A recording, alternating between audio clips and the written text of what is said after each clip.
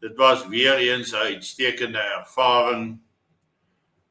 om deur die land te ry en die wonderlike natuurskoon raak te sien, te waardeer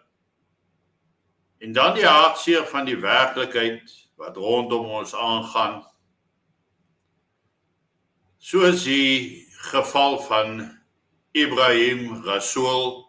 wie se foto ek sopas gewys het,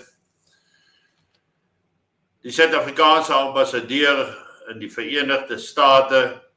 wat Vrydag tydens 'n onderhoud of 'n lesing vir Donald Trump en sy administrasie aangeval het as wit meerderwaardigheidsfigure,